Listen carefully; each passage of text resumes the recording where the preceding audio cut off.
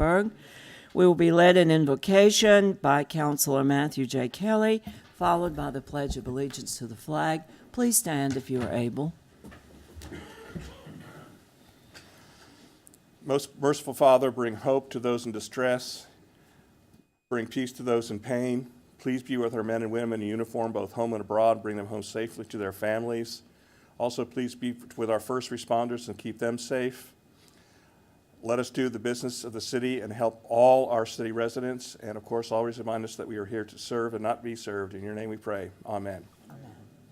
I pledge Allegiance to the flag of the United States of America and to the republic for which it stands, one nation, under God, indivisible, with liberty and justice for all.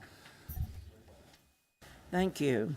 Officers Merrill and Hall, thank you for being with us this evening.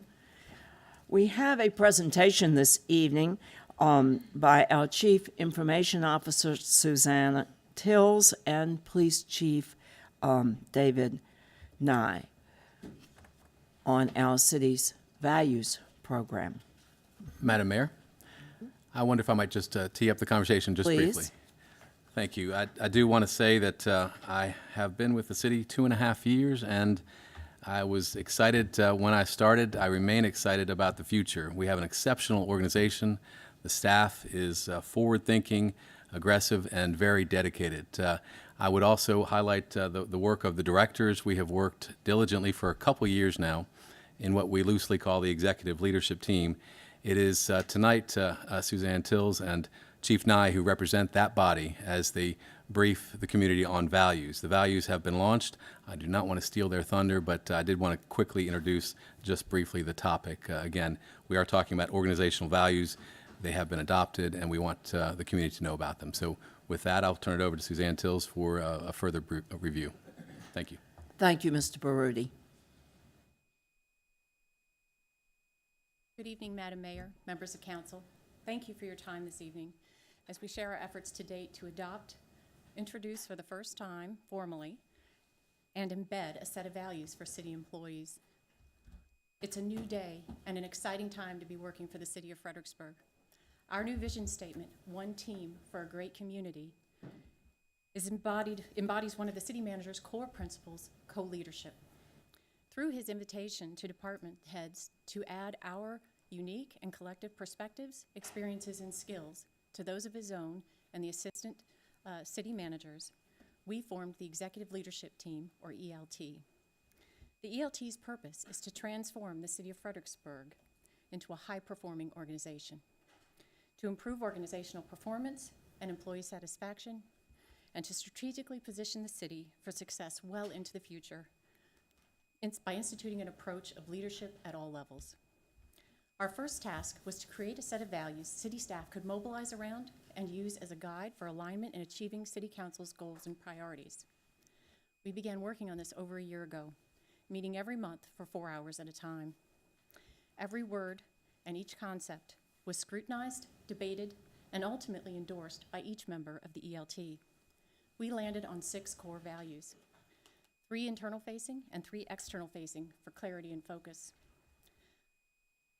They do not include values like honesty and integrity. Those are the cost of entry into any city position and are expected foundationally. The values we developed are over and above the basic level requirements to work for the city of Fredericksburg. They define how we will work together and in service to our citizens. We launched these values to city staff in October during a values event. We'll next play a video that was shared during the event, and then Chief Nye will speak for a few moments afterward on the city's next steps for incorporating these values into our culture. Thank you. Mm-hmm.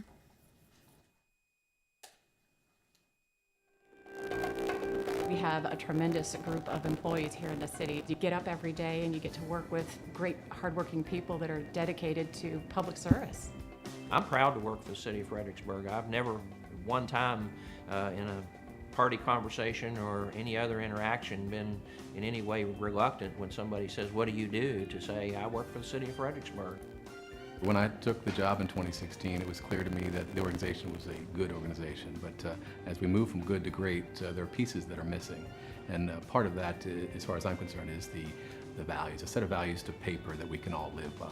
Values are important to an organization because when we can collectively agree on a group of ideals that we want to espouse in an organization, then we can work more closely together. We're not talking about values that say you need to be honest and full of integrity. Those are expected as an employee of the city of Fredericksburg. We're talking about values beyond that. We've called out 6 core values that are what make Fredericksburg unique. We're happy to roll them out, and hopefully folks will recognize them and say, yeah, we do that every day. I can think of an example where that was in place. So we're excited. Customer service is near and dear to my heart.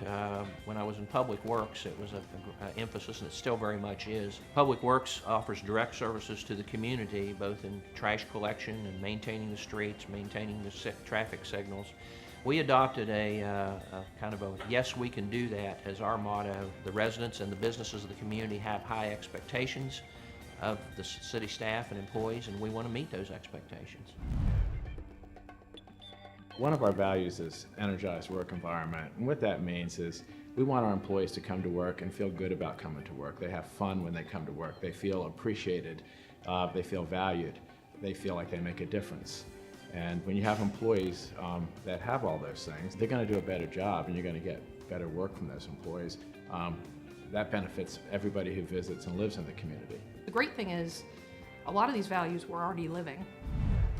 For instance, abundant compassion, we're already doing that. For me, it means that you would actively support and care for each other, not just in the workplace, but also out in the real world. We're there to cheer each other on for weddings and grandkids born and things of that nature, but also when things get tough. It doesn't matter what your job is. It doesn't matter if you're the city manager or a bus driver or anything. It doesn't matter. We all support each other. Abundant compassion of all the values, I think, is the one that makes our city most unique. And when people come in from the outside, either contractors or people that we work with, they see that. They see that not only are we working together, we are working with our citizens in that same way. We care about what happens to them. We care in so many different ways. Essential engagement means that we take every opportunity every day to be in front of this community. 372-1010 is the city manager's office, and I never shy from welcoming folks to my office and hearing both the good and the bad. Obviously, we encourage folks to tell us what's on their minds on a regular basis. So engage with us face-to-face, by mail, the old-fashioned way, by social media. We're here to serve and want to hear from folks. Stewardship is a great concept.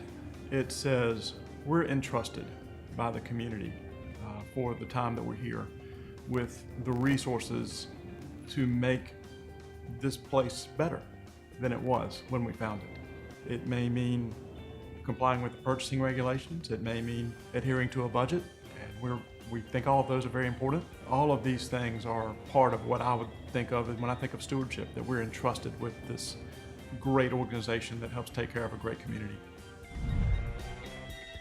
Agile innovation means looking for better ways to provide services to our citizens.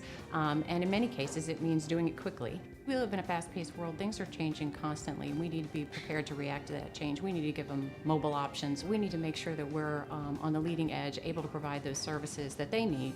Innovation is about permission to try, and Agile is about doing things quickly. So we have to be open to trial and error, and we need to be willing to rock the boat a little bit to make some progress. We've got to be more efficient, more energized, and the truth is we need to create a work environment that's energizing for folks so that they're willing, ready, and able to get up in the morning and come and give us their all. We're all on the same page. We're all working towards a common goal, and we're getting employees totally engaged with what we're doing, what's important to us, really, at the core. We definitely want to hear from you. You are our greatest resource. We need your collective brain power, and we want your input in the city of Fredericksburg to take us to the next level. So I think the bottom line is that if we have employees that come to work, they're happy to come to work, the workforce is going to benefit, the community is going to benefit, the visitors to the community are going to benefit. Citizens, of course, are our highest priority as taxpayers. But obviously, we also have a robust tourism economy, obviously a thriving business community. We also have folks that are traveling through our region on a daily basis in significant numbers. We want to be everything to all of those groups, and we want to do it in a way that they say, wow. It's a journey without a destination, but it's an exciting journey, and having taken that journey will help make this community a better place than when we found it.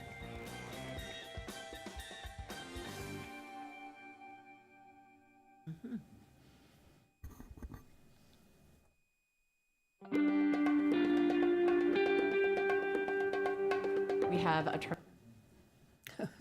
Thank you. Okay, so as you can see, we've spent a great deal of time developing our values, and we realized that the video that you just viewed was only the beginning of our endeavor. We are going to be working to make these values part of our everyday culture, and we're doing that in a variety of ways.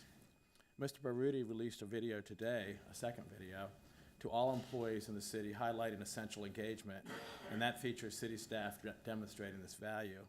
He plans to release one video for each value per month, and we've already begun work on the next two videos, one for energized work environment and one for abundant compassion. The executive leadership team has developed a series of questions to use in the employment interviews to help us hire the people who embody the values and will be the best fit for our city workforce. The values are introduced to new employees as part of their orientation by the city manager or one of his assistant city managers.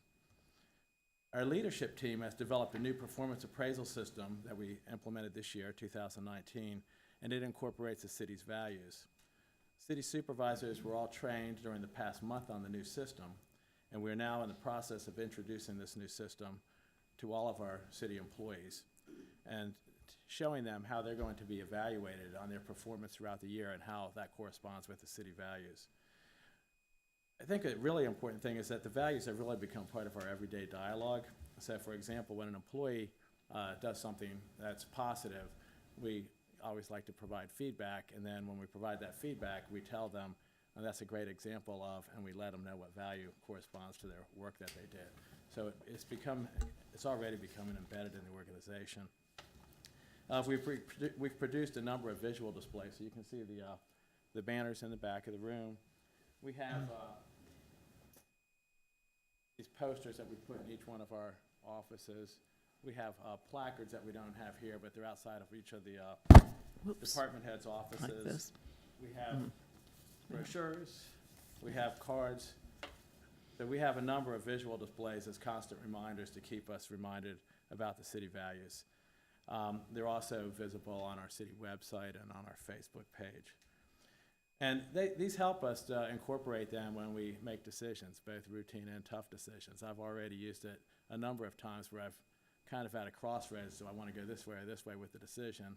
Then when I go to the values, I'm like, okay, that's an easy one, and it just makes it the right decision. So they've been helpful to me already many times.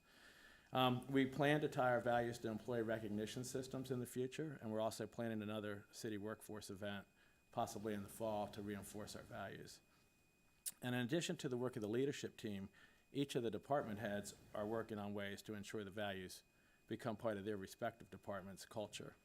As our vision statement, as Ms. Tills mentioned in the beginning, is one team for a great community. Thank you. Thank you. And thank you, Mr. Baruti. We do have a great staff. We really do.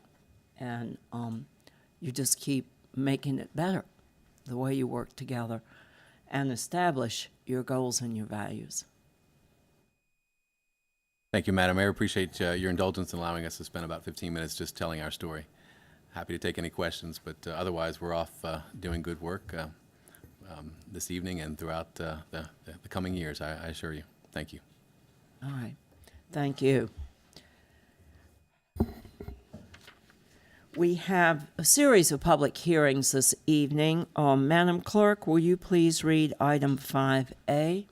Annual Action Plan for the Community Development Block Grant Program. Soliciting comments from the public on the development of the 2019-2020 Annual Action Plan for the expenditure of anticipated Community Development Block Grant funds.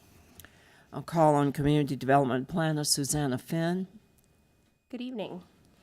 So tonight is the public hearing to receive input from the community specifically on how the annual CDBG entitlement funding is to be spent in the 2019-2020 fiscal year. This will be the fifth and final installment of the 2015 consolidated plan.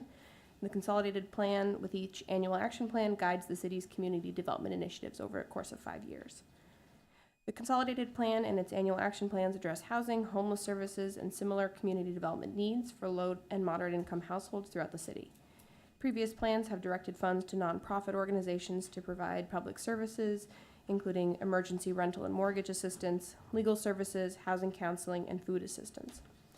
Programs under the direct management of the planning department include direct homeownership assistance, providing closing costs and down payments, the removal of architectural barriers program, facilitating housing modifications for city residents with disabilities, and the emergency home repair program, which provides plumbing, electrical, and roofing repairs to maintain our existing affordable housing stock.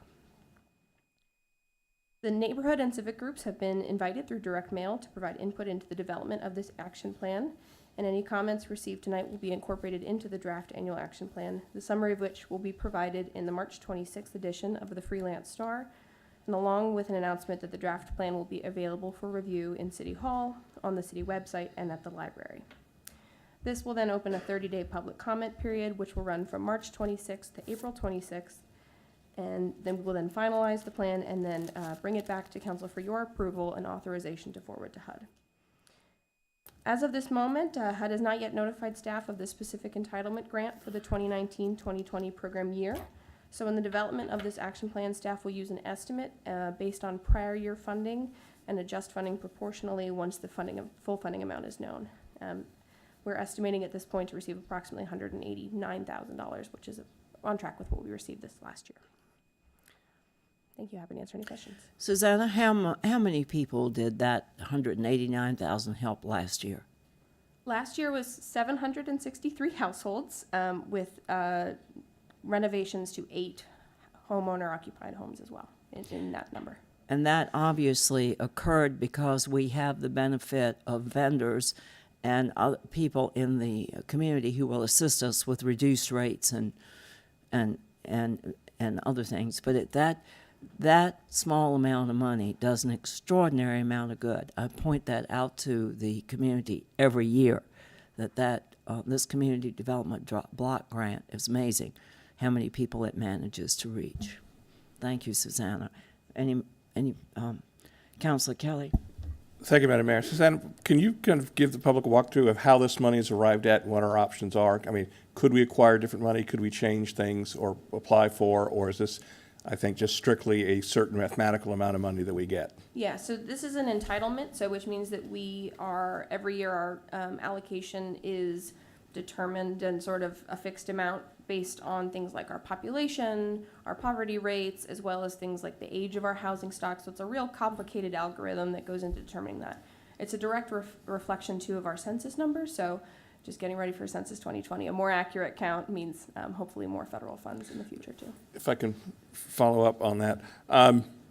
Obviously, this came up in our discussion on the housing issue. 189,000 does not get you a long way on the housing issue. Are we looking at or considering any changes to be a little bit more housing focused, or are we pretty much going to stick pretty much to the current breakdown that we have on the funding? Well, if we were to abandon our entitlement and compete for funding every year, it wouldn't be a guarantee. So at this point, we're able to serve households pretty effectively with what we receive. And I think as far as with the work we do in the planning department, beyond the specific beyond the specific community development block grant fund, we're always looking at other ways to incorporate more private funding and just more initiatives that advance affordable housing efforts across the board. Would it be worth us to have that conversation about stepping out into the going out for money aspect of this as opposed to just settling for what we get? Sure. Or do we have the staff? And again, to be honest, do we have the staff capabilities to do it, or would we need additional assistance to do something like that? So that's something I've looked into thoroughly yet, so I couldn't say at this moment. All right. I think this might be something we want to talk about a little bit more as we go forward. Thank you. I can. Councilor Fry. Thank you, Mayor Greenlaw. And I kind of knew you were going to jump in and throw it out there about how beneficial this program is. But want to say, as I will every time, thank you to Mrs. Finn. And I've passed her name around the city so many times, it's kind of ridiculous. But I always give people her phone number and say, hey, give her a call. And, you know, a lot of times folks are hesitant because they don't understand the process, or, you know, some folks are elderly, and some folks are, you know, widows, and all kinds of scenarios that are going on where, you know, somebody in the family who used to do the paperwork for the family, you know, they're not around. And Susanna, Mrs. Finn, she gets up close and personal with the families, and it makes a big difference. And just off the top of my head, I just want to share with the public a few examples without giving up too much information of situations. But for instance, I remember there was a scenario where a lady became visually impaired, and they stepped in with this funding and help with a ramp and different things so she could get into her home and different things. Another scenario where somebody's roof was leaking, and it was a bad leak. It's all kinds of things. I just want to throw those scenarios so that the residents of the city know. And a lot of times, I'm gonna jump off subject, but still on subject in a sense. A lot of times, folks they criticize the city itself, and they criticize the council itself about affordable housing. We don't control the property values. We don't control the land values, and that's always going to be a problem when it comes to development in a city. But we do have these resources here, and you know, for everybody that's listening, tell a neighbor. If you have somebody elderly, maybe they're using a walker or a cane or something that you may not be thinking about. If you send your kid over to help them with the trash or something, there's all kinds of things that they may need help with that you may not be thinking of. So whatever it is, don't feel shy to ask the city. Mrs. Finn, I'm throwing her name now, but reach out to Mrs. Finn and help your neighbors out, because a lot of people don't know, and we advertise it, we put it out there, and the resources are there until they're gone. So I just wanted to shine light on what Mrs. Finn does and how important this program is. So thank you, Mayor Greenlaw. Thank you. And part of the requirement of the program is to have a public hearing on this annual action plan. So this is a public hearing. Is there anyone here in the public who would like to speak to it? All right. Hearing none, I will declare the public hearing closed. Thank you, Ms. Finn. Madam Clerk, item 5B. Renewing the non-exclusive franchise to Marriage, Carriage, and More, LLC for horse and carriage tours. Thank you, Economic Development Director, Mr. Vreeling. All right. Thank you, Mayor Greenlaw. The matter before you, this matter before you is concerns the franchise agreement with Marriage, Carriage, and More, LLC. It involves whether City Council should renew this franchise agreement for another 5 years. Marriage, Carriage, and More is a company that offers horse and carriage tours of the city, primarily the downtown, leaving from the Frederickburg Visitor Center. It's certainly an asset for the city. Our office works closely with them. Marriage, Carriage, and More has had a non-exclusive franchise agreement for the operation of its horse and carriage service in Fredericksburg since 2011. The current agreement expires on March 31st of this year, and both the city and the franchisee wish to renew the agreement for a new 5-year term, which would begin on April 1st and end on March 31st of 2024. So again, our recommendation is that council renew this franchise agreement for 5 years, and myself or Mr. Ekstrom are happy to answer any questions about the agreement that you might have. All right. Any questions for Mr. Vreeling? This is a public hearing. Is there anyone here who would like to speak to this matter? All right, we will declare the public hearing closed. Madam Mayor, I'll move first read, renewing the non-exclusive franchise to Marriage, Carriage, and More, LLC for horse and carriage tours. Second. Please cast your votes. Motion passes 7-0. Thank you.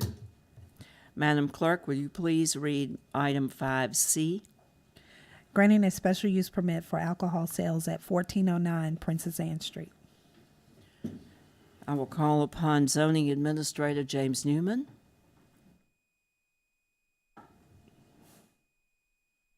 Good evening, members of council. I'm James Newman. I'm our zoning administrator. I started back in July, and this is my first time presenting before council, so bear with me. The issue before you is the sale of alcohol at a by right restaurant use in a commercial office transitional zoning district. The space will be used as a new location for a Cork and Table restaurant, which is currently located downtown. Both staff and the Planning Commission recommend approval of this item subject to conditions. As far as the technical analysis goes, the use of a restaurant is allowed by right. It's the alcohol sales that require the special use permit. The property was approved to be a church back in 2017. This is now constituting a change of use from a church to a restaurant. As such, a change of use does not require any additional parking. Finally, the hours of operation for the special use permit will allow lunchtime through to evenings hour sales of alcohol and are comparable to the nearby Red Dragon Brewery, so as to protect the neighborhood and act as a transitional use. Computer, please. Computer, please. Thank you. There we go. Like I said, bear with me. The site is at 1409 Princess Anne Street. It's within the Princess Anne Transitional Design Corridor. There are no exterior changes proposed as part of the application, but if there are any that occur, they will be subject to the design corridor rules. And furthermore, the property is located here in red. It's the site of the restaurant. And there is to be parking up here with Creative Color. They have 14 spaces, and the applicant has a lease with Creative Color, whereas they can use these 14 spaces for the restaurant when normal business hours, 9 to 5, are finished. So in the evening, they will have parking available for the restaurant here at this site, as well as on street. The structure was built in 1949, predating our current zoning ordinance. It is approximately 3,300 square feet, according to our GIS system. The building comes right up to and fronts on the sidewalk facing pedestrian traffic. The structure takes up the majority of the lot. There is no rear vehicular access or on-site parking. The building is on the same block face as Red Dragon, and the area itself has a mix of commercial and residential uses as befitting a transitional zone. Staff has recommended hours of operation that are expanded from what the applicant proposed. The recommended hours will permit alcohol sales from lunchtime until the evening, and the hours of operation will help the financial viability of the restaurant use and therefore aid in the revitalization of the Princess Anne Street corridor. And these hours are comparable to those of Red Dragon.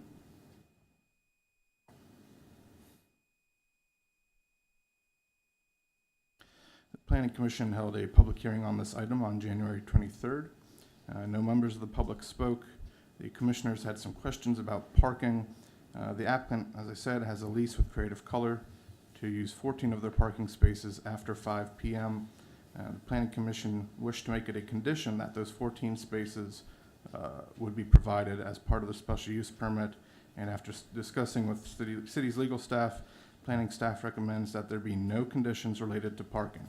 Legally, conditions placed upon special use permits must have a clear nexus between the rights granted by the permit and the conditions that the permit imposes. A restaurant use is permitted by right on this property, but there's no indication that granting the special use permit would increase the need for parking beyond that created by the by right restaurant use. Furthermore, a change in use does not require any change in parking spaces provided. There's simply no room on the site as it is to permit on-site parking. The way the code section here, 7253(1B) 2E, the way it's written, it allows for new uses and the revitalization of sites that don't conform to our current site plan or parking standards, and which otherwise we'd have to tear down part of our historical fabric to permit for on-site parking every time there's a change in use for these non-conforming sites. There are 5 staff proposed conditions for this application, and the Planning Commission had approved or recommended approval subject to the 6th condition for parking. Staff's conditions would make the permit conform to the conditions of the alcohol and beverage control license issued to Northern Neck Gourmet, Inc., and would limit the hours of service to be comparable to those of Red Dragon and provide lunch hours. The other conditions cover nuisance law and when the use must commence. In conclusion, the applicant of this by right restaurant use is requesting a special use permit for alcohol sales. These sales will be limited to set hours, which are in line with other approved alcohol uses on the same block. The use would help the economic viability of the restaurant and further the goals of economic revitalization. The criteria for a special use permit are met, and both staff and the Planning Commission recommend approval. Thank you. Are there any questions for Mr. Newman? Councilor Devine? Thank you, Madam Mayor. Mr. Newman, I just had some questions about the parking access. Would there be signage at the Creative Color lot that indicated it would be available after hours? Otherwise, how would people be aware I'm of that? assuming Mr. Fallon, the operator, would put up signage, but I don't know. He hasn't mentioned anything in part of the application itself. He has provided a copy of the lease agreement that states that they are allowed to have those 14 parking spaces after 5 p.m. Perhaps he would put it on their website, or it'd be signage in the window, but nothing that I know of right now. Okay, because, I mean, it's not obvious Yes. that the parking would be located around the block, behind it. I mean, the parking is fairly accessible. Along with that, though, if you were parking in that lot, is there any opportunity to have access from the proposed restaurant to the parking itself? Some path or something behind the building so I that, believe that would cut through or, a neighboring property. Okay. Unless 1411 is owned by Creative Color, no, ma'am, they'd have to walk around. okay, I just thought that would Yeah. help. But if there could be signage or something that would, be obvious that that would be the available parking. And I know there are patrons of Red Dragon that park there as well, but Yeah. again, that would help the neighborhood. It would be in his interest to have it clearly marked out so that Yes. there's more room for patrons to go to. Yes, So if we could make that a part of the conditions, that it be signed for after hours or something? Okay.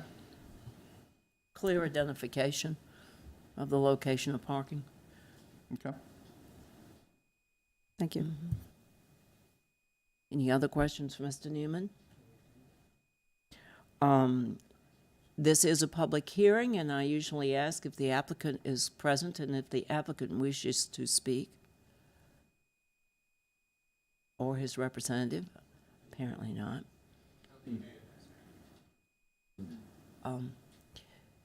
Is there anyone here who would like to speak to this matter? If so, please come to the podium. You have 5 minutes. Each speaker has 5 minutes.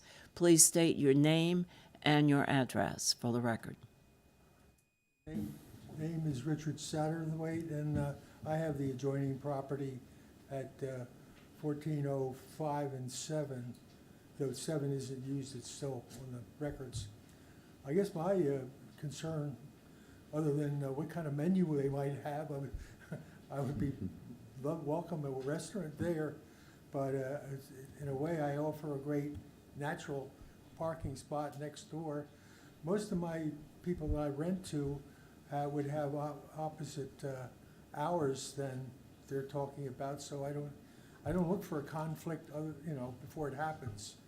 So I wish them well and everything, but that is a consideration that either with signage or some other, just where you parked and all, until they get used to, the public gets used to that, I just can't have them parking there, and advising friends to, that could happen. Well, thank you, Mr. Satterwhite, and it would be wise of those folks to talk with you. Yeah, Thank you for presenting that. And I don't want to make any trouble right now. If the people brought a menu, I'd be welcome to look at it. I'm convenient to having dinner there some night. Okay. Another opportunity. Was anyone else who would like to speak? All right, Counselor. When they close it, I guess I'll speak. We have to close the public. No, we haven't closed public hearings. Anyone else who would like to speak? All right, then we'll close the public hearing, then I'll call on Counselor Fry, and then Kelly. Thank you, Mayor Greenlaw. I just looked up with our great GIS system, 1411 is owned by Creative Color. Right.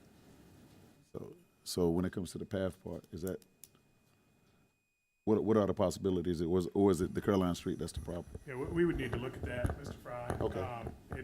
We kind of looked at it previously in analyzing the application. It appeared to be blocked. Okay. So like James said, the clear path is around the corner, and that's Around the what corner. people have to do now Okay. to walk through the public. But certainly something we can look at and see if that can be made available. Yeah, I'm just taking advantage of this technology the city has. That's all.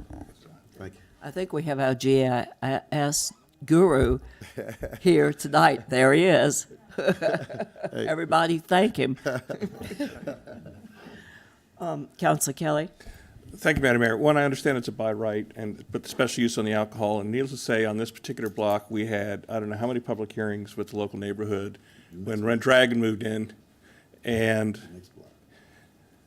then we also had, the restaurant to which we will not talk about, which was not mentioned this evening. Where I had supper this week. Okay, which we had some issues with, which obviously have calmed down since then. I'm assuming we did touch base with the neighborhood and got their blessing on where we're going with this. I would Yes, rather sir. not. We've sent out the adjoining property letters, been noticed in the paper, haven't heard anything. We didn't have any specific meetings or asking to meet with the Civic Association down there? No, sir. Did we contact their president or anything else like that? I did not, no, sir.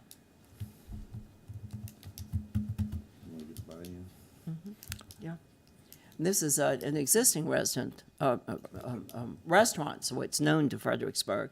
The restaurant, the Cork and Table itself, yes. Yes. Yeah, Currently I understand. located on Caroline. Yep. All right. Any other questions? All right, this is before us. It is a resolution requiring one vote. Madam Mayor, I move a resolution granting a special use permit for alcohol sales at 1409 Princess Anne Street. Please cast your votes. Madam Mayor, just one quick. If I could just ask that, I'm going to go ahead and support this. It's a good restaurant, everything else like that. But whenever we're getting near residential neighborhoods, if we can really step out and reach to, and I did talk to a few people over there. I know it's not a huge issue over there, but it's nice that we touch base with our neighborhoods when we start looking at commercial development coming in near them. Yes, sir. Thank you.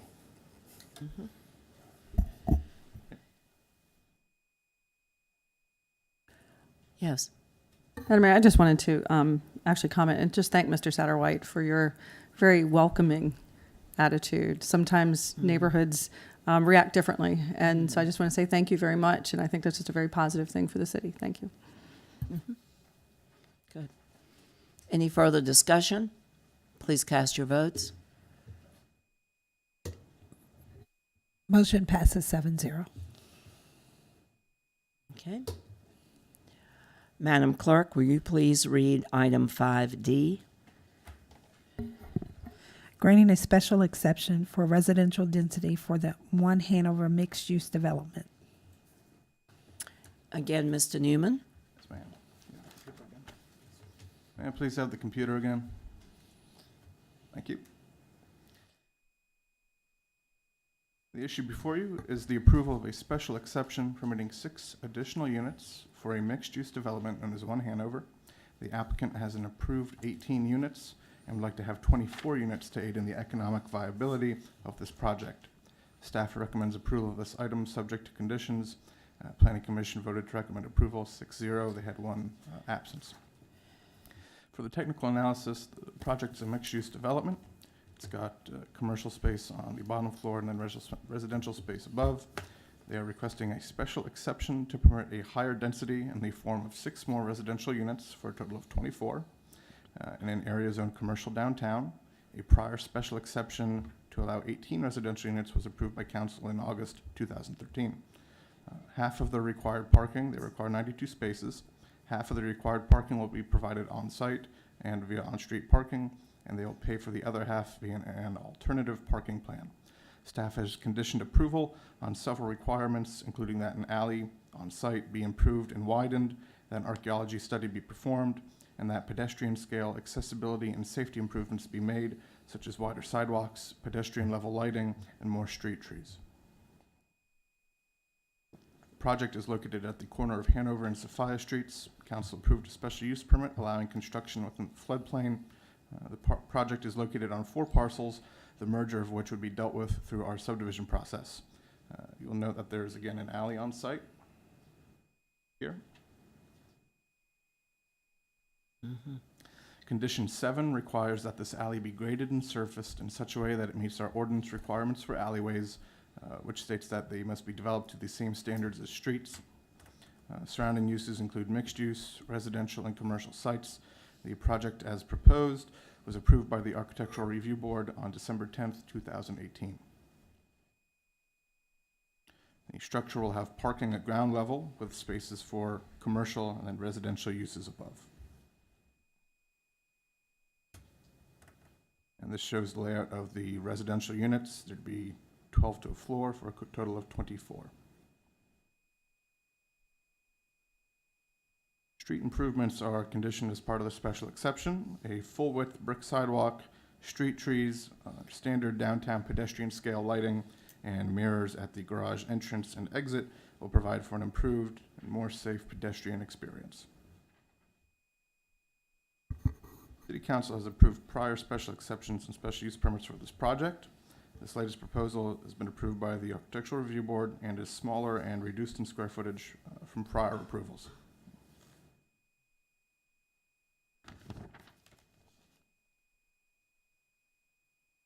The transportation focus of this application is on ensuring that the pedestrian environment is cohesive, safe, and accessible. The applicant must construct a full-width sidewalk with lighting, and then again, mirrors will be placed at the garage entrance and exit for safety. The total parking required for all uses is 92 spaces in total. 46 will be provided via on-site and on-street parking, and a fee in lieu of alternative parking plan will pay for the rest. In regards to trash and loading, the trash receptacle it's required to be 3 feet from property lines. They do not meet that. However, staff still supports its location. It will be at the end of an alleyway, keeping it away from most pedestrian and vehicular traffic. The applicant needs to get a site plan exception in order to keep that location. A site plan exception will also be required for a loading area within the alley. The use of an alley for trash pickup and for loading and unloading of commercial goods consolidates those services away from busy city streets. The site plan exception is dealt with administratively. The alley on site, subpar, it drains poorly, water pools there. Staff has added conditions mandating alley improvements to be made in accordance with the Unified Development Ordinance. Affordable housing is part of our 2015 comprehensive plan. I know it's something that the city is very interested in. And as part of the approval of these 6 residential units, the applicant has agreed to provide 4 units at affordable housing rates as set within the Washington, D.C. metropolitan statistical area, of which Fredericksburg is a part. The applicant has agreed to this condition. They provide 1 efficiency unit, 1 one-bedroom unit, and 2 two-bedroom apartments, and these units would be classified and have to stay affordable for as long as they are rental units. There are 7 conditions for this application. The first is that the site will be developed in accordance with the application before you. The second is that the alley must be widened to 20 feet. The third states that archaeology studies must be performed on this site. Fourth is that an alternative parking plan is required to pay for their 46 spaces. Fifth condition is in regards to improvements for the streetscape for pedestrians. The sixth condition lays out our stipulations for the 4 affordable housing units. And the final condition relates to alley improvements. In conclusion, the applicant is requesting an increase in density to allow for 6 additional rental units in a mixed-use project, bringing the total number of residential units to 24. 4 of the residential units shall be made affordable, and the project has previously been approved by both the Architectural Review Board and City Council, and both staff and the Planning Commission recommend approval of the special exception subject to conditions.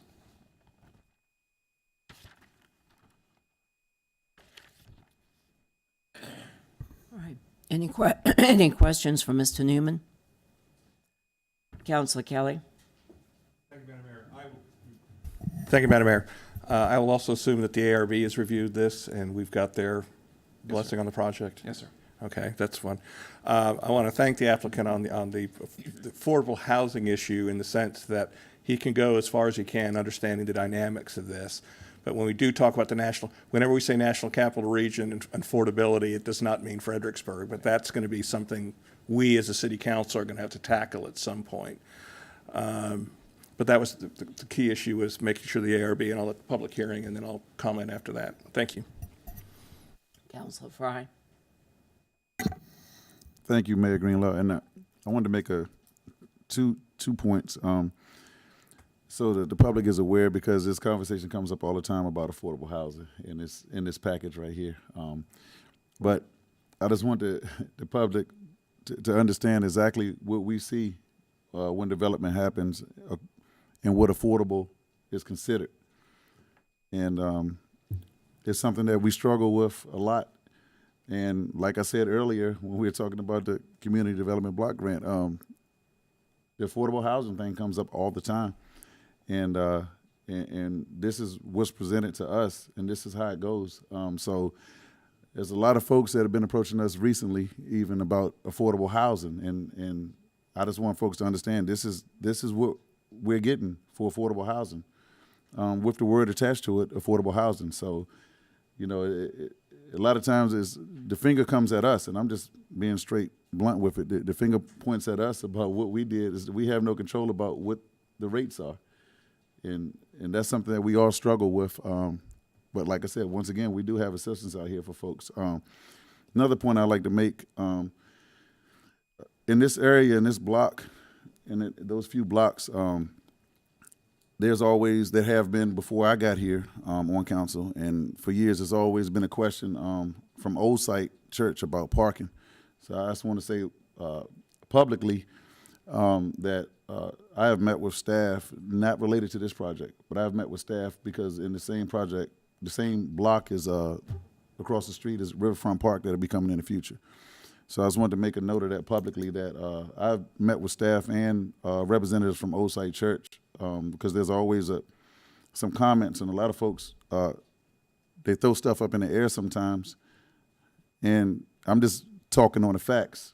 So I have met with staff about parking issues at Old Site. They have very limited parking, and it's something that's done before I got on council, and sometimes I get the heat from it, and I'm not the one. I'm trying to help, believe it or not. So I'm just putting it out there publicly that I have met with staff, and mainly concerns to Riverfront Park in the future and how we can have some relief during events and how schedules work. And it's all preliminary right now, but I think it needs to be said publicly before I see letters to the editor and so on and so forth about what happened here at Hanover. So I'm just throwing it out there. And any problems, any questions, contact me. Thank you. Thank you. Councilor Graham. Thank you, Madam Mayor. If you could, for the fee in lieu, it says that the city uses the downtown parking fund to supplement parking where needed in the downtown area with the money that's being provided. Can you explain a little bit more about how the city uses that money to supplement parking? And both Mr. Whitley and Mr. Broody, if you all have some insight too. The downtown parking fund, this money just goes into the fund, and then we identify different projects to use the money on. For example, one of the latest projects that we spent money on was the Charles Street parking lot, acquiring that property and renovating that and making it a public use lot.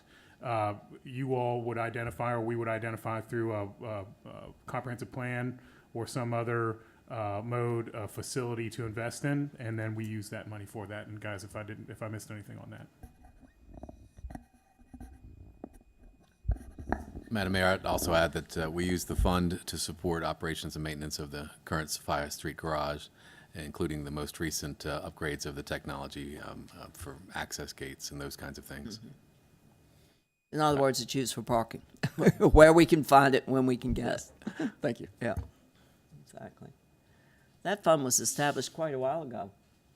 I think I was on the Planning Commission, and that's been over 12 years ago, I think. I can't remember how long we've had that fund going.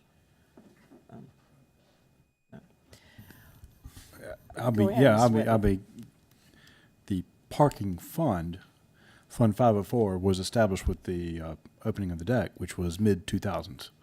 Okay, so it was coexistent with the deck, right? So that's one of the funds. Then we do accept the fee in lieu. We also put that into the capital funds, which predate, and we use the capital funds to do capital projects such as the renovation of the Charles Street lot.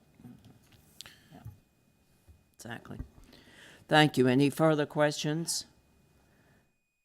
Is the applicant present? Would the applicant like to speak? Mhm.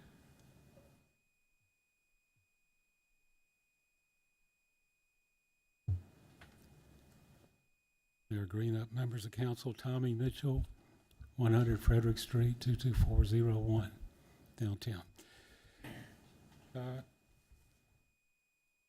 The proposed One Hanover site has had a bunch of iterations over the years. We've shaved off a whole top of the building, and we just think we have a wonderful project.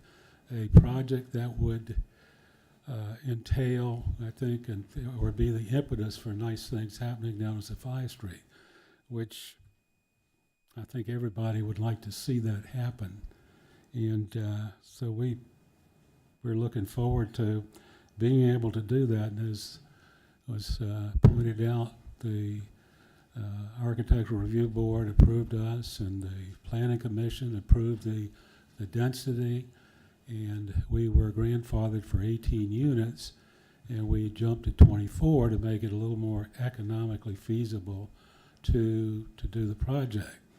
I had a major developer from Richmond that came down, and I'll try to abbreviate the story, but anyway, after everything was said and done and they did the numbers, they were kind of put in a box and were not able to do the project or go forth with it because the numbers didn't turn out right. So with the increase of 24, hopefully, and they are going to come back to the table and take another look. So hopefully I can get them here. If not, then I'm looking at doing the project myself. And I really, at my age, don't want to get into that again and again.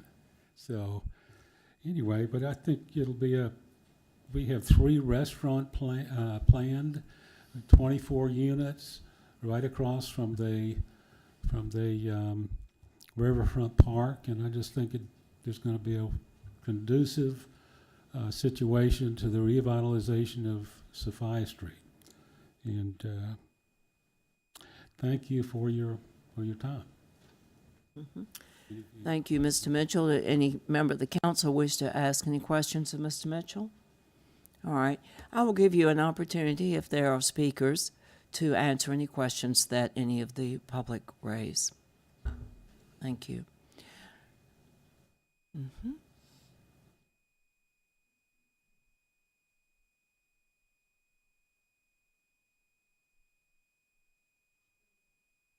First time here.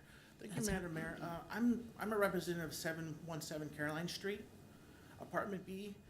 This gentleman here, when he went to tear down his barn, he messed up our. Can I get your name, please? George Moreland.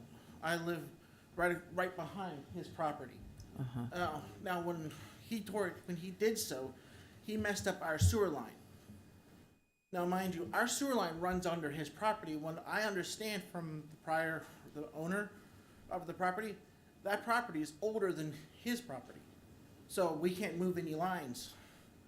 So when you guys develop that property, you're going to mess up our sewage line, maybe even our water line, because it runs under that property. And on parking, I park right across the street in that free parking lot there. I'm risking my life crossing that street. My kids risk their life crossing that street. And when you close off that alley, I got to go all the way around to get my vehicle. Now, I understand that it's, business as usual for most people, but it's harder on me being an individual who's also disabled. I have to walk across the street, risk my life every day getting in and out of my vehicle. The parking lot across the street there isn't in good condition at all. And you guys are going to develop a property in front of my place. It's going to cause more harm than good. Now, I'm a renter, not an owner, so I don't have the final word, and I'm clearly one man standing up against this. I do apologize for, my abruptness of it all. It's just, I feel that the development of that property is gonna cause more problem for the residents. And about trash pickups, you know, we have trash receptacles to go on the end at Hanover Street. Now, mind you, right in front of his property. Now, that's where we've always picked up our trash. We always put our trash in. So I don't know about trash pickup for the new property being developed. Now, sorry, it's a lot in my head. I do apologize again for speaking abruptly. It's just I feel that development of that property is not going to be any good for anybody unless you turn it into an actual parking lot or a place for kids to have recreational. There's no real place for kids to play at. And you do have more residents with families, children in town than you do individuals. And again, dealing with the church across the street, which has been there for God's know how long, you could take away, places for them to park when they need to. And you guys are going to develop that, also the dog park again as well, what I understand, into something much bigger. So you guys are going to take away parking there too. It's just all boils down to the, developing of a property in front of us that's going to do some damage. And our concern was that, when he was told that, his property when we confront him months later about our issue with the sewer, what he did with the sewer line, he just comes off and brushes off like he didn't care. Now, I don't have any concern with what our landlord did with him, against him. I just letting him know what his outcomes did to us, the little peons that live and pay rent and taxes here. Mm-hmm. I do apologize if it sounds like I'm being angry or anything. I do apologize for that. I just want to get my word heard. I see my time's almost up. I thank you. I'm going to go back to my seat. All right. Thank you. Is there anyone else who would like to speak? Harriet Rowe, Brent Street. Honorable council members, Mayor Rowe. I'm looking at the document that you put up for us to read, and it talks about UDOs require that special permits evaluate whether the use would be used for reduction in availability of affordable housing in a neighborhood, or conversely, to an increase in affordable housing. The Planning Commission requested, and the applicant agreed, that affordable housing be provided as a condition of approval. And unfortunately, I've had some experience with, it's always a percentage of the housing, so I'd like to know, is every unit going to be set up as affordable housing? And is it going to be 24 or 36? It was all mentioned in one line, so I wasn't sure whether it was 24 or 36. I think it says increasing it to 24, but if you could clarify that for me. And also it says the rent is based on a 30% affordability for those making 50% AMI would be an efficiency unit, et cetera, tells you the rents, what have you. And it sets it up based on the Washington, D.C. area. And as Councilman Kelly pointed out recently, it's hard to compare the city of Fredericksburg, which is how many square miles? 10. 10? 10. Versus a city in Northern Virginia like Alexandria, Arlington, in Prince William County, or a county that is unto itself its own source of funds. You can have more people in a city with more resources than you can in the small city of Fredericksburg. So I wonder why we're being compared to Washington. I know we're in the same district and what have you, but does Fredericksburg have any tools with which they could say, hey, wait a minute, folks, we're not Northern Virginia. In this case, we need some help in reducing the rates. So the question is, are all of the units going to be for affordable housing? Are they all going to be rented? I'd like to see home ownership downtown, frankly, myself, and for more affordable housing. It keeps people downtown. They feed the restaurants. They pay the electricity in the downtown area. The margin of profit is everybody who comes in from outside of the downtown area. So I think that's something to consider. Thank you. Thank you, Mrs. Rowe. Is there anyone else who would like to speak?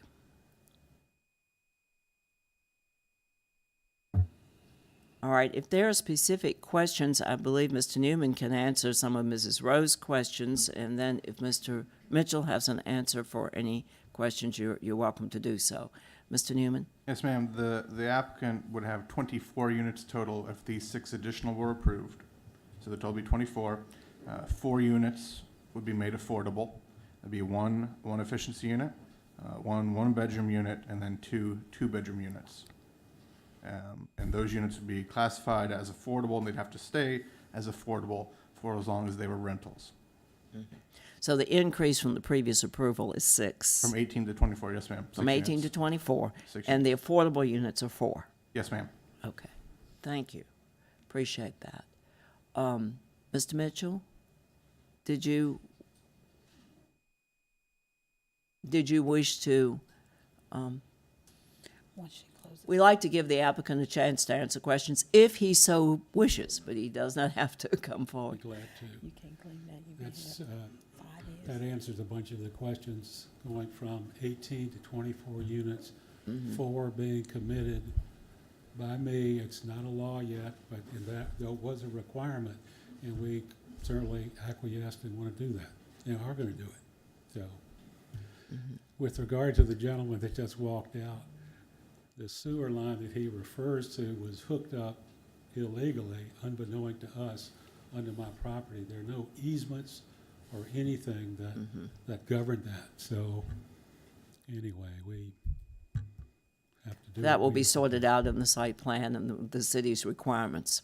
Yes. For water and sewer. Yeah. Yes. Yeah. Okay. Thank you. Appreciate that. Councilor Kelly? Thank you, Madam Mayor. Mayor, you need to close the. You need to close. Thank you, Madam Clerk. The public hearing is now closed. I wasn't. Just two comments, I guess. One on the affordability issue, which is a big issue. The problem when we talk about affordability by HUD definition, when you look at 30% of median income in Spotsylvania, Stafford, Prince William, Fairfax, when you have a median income of $80,000 or $90,000 compared to a median income in the city of about 45 up to 50, you can see where the issue is. At the same time, and this is the issue we have been grappling with for a long time, and it is going to require a community conversation, so we might throw it out there right now and get the ball rolling on this front. The cost of land in the city of Fredericksburg is the driving factor of everything. The bottom line is nobody's going to be able to build something if the bank's not going to make the loan, knowing that they're going to be able to fill up the apartment and make the money to pay off the loan. So when Northern Virginia and an area goes ahead and does affordability, and they're talking about 300 or 400 units, they can do 10% of those units and they can still make the money they need to make to build the project. When we talk about Fredericksburg, due to our small size, and you're looking at, we deal with projects of 30 or 40 units, the economy of scale just makes it that much harder. So what's going to end up having to happen at some point, depending how serious we are in this community about affordable housing, we are going to have to look at ways of waiving fees and such, and actually making a public investment if you want to get those numbers to a certain level more in fitting with the line of the city of Fredericksburg, which is an investment of tax dollars, which is your dollars. So if we're really going to deal with the affordability issue in the city of Fredericksburg under the dynamics that we face, which is 10.4 square miles, not a lot of land left over, very expensive, this is the kind of conversation we're going to need to have. So I'm just throwing it out there. I think for the applicant to put this on such a small project, I got to give him credit for that. But the next phase in this discussion is how much are we as a community willing to invest in the workforce or affordable housing? Let's have that conversation, get it going, and then we can move forward on that issue instead of talking about it, which we've been talking about since I started service on the Housing Policy Commission in Fredericksburg in 1981. So I would really look forward to having a good community conversation on something that frankly is almost going on 3 decades. As some of you may know, I'm not a huge fan of special exceptions. I was also not a huge fan of this project initially. It was too big, out of scale, didn't look like it fit anywhere downtown, and was not a supporter of it. I do want to thank the applicant for downsizing the project, designing it in such a way that it much better fit into our downtown area. And frankly, even giving the additional density, it is not increasing the footprint in the issue of the building. So we're not materially changing anything on that front. If we were to make, so as far as I'm concerned, we have made a huge step forward from where we were, which was unbelievable that we passed it, frankly, to now. And for that reason, I will go ahead and support this motion. The next question will come, and we've had some issues downtown with this already, with bigger buildings and not particularly fitting. And again, same issue we have with affordability issue. If you want these buildings to be smaller and to fit in more, we are going to have to, there's that economic factor that we have to get over to where they can actually get the money to build the projects. And we'd have to look at, you know, we incentivize restaurants, we incentivize all these other things, but we really need to start looking at if the character of our downtown is as important to us as it's supposed to be, and we all talk about it, we need to start incentivizing preservation too, and saying, listen, if you want us to make it smaller, then we're going to have to make an investment into the project, either through tax credits or what other programs we can do to do it. Another conversation that is actually will be coming back to the city as the Historic Preservation Working Group is working on this issue as we speak. So just want to take an opportunity on this particular project to point out the issues that we're facing, both on the affordability issue and the preservation issue, because they seem to be very important issues to this community. With that, I will at least go ahead and make the motion granting the special exception for residential density for One Hanover mixed-use development. Any further discussion? Councilor Fry? Thank you, Mayor Greenlaw. Just wanted to throw this out there real quick to Mr. Mullen. Mr. Mullen, I want you to know that you were heard. Moreland, I'm sorry. Trying to help you out, buddy. Mr. Moreland, just so you know, I am your Ward 4 representative, and if there's something that I can do to help you with some accessibility for parking and so on and so forth, you can reach out to me. I can meet with Public Works or whatever it is. I don't know. I'm just throwing this in the air. Maybe Hanover Street needs a handicap parking spot in the middle of the block or whatever. I don't know. But whatever specific needs you have, it's my job to help you address your needs. So I'm just letting you know that publicly. So if you want to reach out to me, and if it's something I can do to help, I'll do whatever I can to help you. I'm your voice for these type of issues. For the project, that's one thing. But for you, I can help you with whatever that I can help you with. So I just want to throw that out there. And sorry I got your name wrong. But feel free to reach out to me, and if it's something I can help you with, I'll be happy to help you, and we'll see how it goes. All righty. Councilor Duffy? Thank you, Mayor.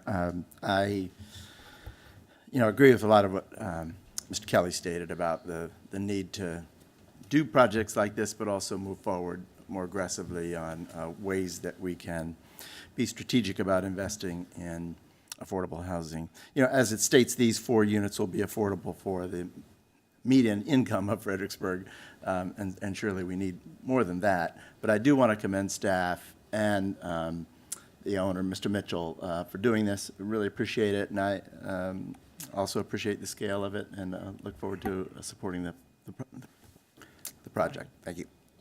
Vice Mayor Withers? Madam Mayor, thank you. I told you that I was going to be real quiet tonight, but I've been serving for Mr. Kelly now for 9 years, and for him to say that he's not a big fan of special exception is a huge understatement.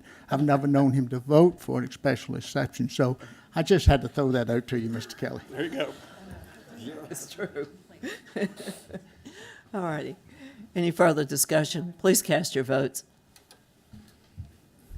Motion passes 7-0. Thank you. Madam Clerk, will you please read item 5E? Approving the preliminary subdivision plat for Highlander Park at Hazel Run, approximately 12.4 acres of single-family attached development with associated common areas and infrastructure improvements. And I'll call upon Development Planner Marnie Sherman. May I have the computer, please? May I have the computer, please? Thank you.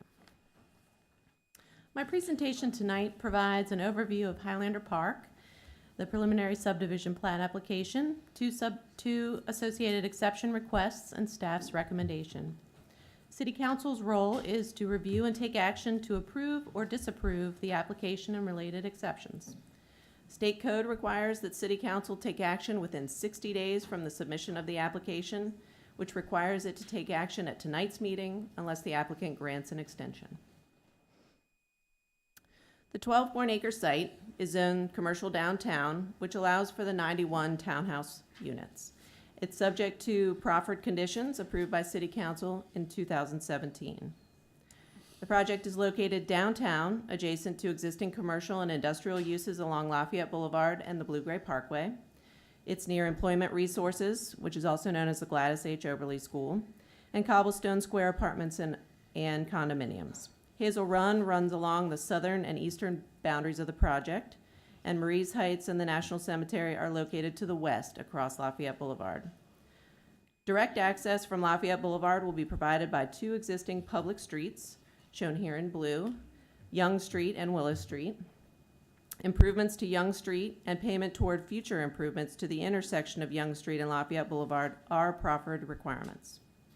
Internal streets, shown here in yellow, will be privately owned and maintained, but meet public street standards, improved with curb and gutter, on-street parking, street lights, sidewalks, and street trees. A network of alleys, shown here in purple, will be constructed with curb and gutter. They will provide primary access to lots 1 through 21, 36 through 66, and 75 through 79, and provide secondary access to the remaining lots and parking bays. Sidewalk will be extended throughout the open spaces so that every lot is connected to the overall pedestrian and trail network. The project will be developed in 2 phases based on the location of the effective and proposed FEMA floodplain limits. Phase 1, shown here in blue, consists of lots 37 through 66 and 80 through 84. It includes the extension of Willis Street to and including Orkney Lane, Beatson Street, Lowland Lane, and Murray Court. The remaining lots and infrastructure comprise Phase 2, shown here in gray. As shown on the approved general development plan, and in accordance with proffer number 4, the development requires the slight westerly shift of approximately 255 linear feet of the VCR trail. More specifically, it's right where Young Street crosses the trail. It'll be shifted about 10 feet to the west. And then as you get further south near the end of the property, again, the trail will be adjusted slightly west to accommodate for the lots there. By extending Young Street into the project, the proposal does add that one new vehicular crossing of the VCR trail. The proposed realignment of the trail does not affect the historic grade around the VCR road bed, and in accordance with proffer number 2, interpretive signage will be installed along the trail. Buffering will be required to adjacent uses and zoning in accordance with the general development plan and proffers. The strategically planted 15 to 20 foot wide buffers will both screen the site from Marie's Heights and the adjacent commercial, industrial, and institutional uses, while preserving important view sheds of the heights from the VCR trail. This slide addresses open space. Approximately 7 acres of land will be dedicated to Highlander Park Homeowners Association for open space.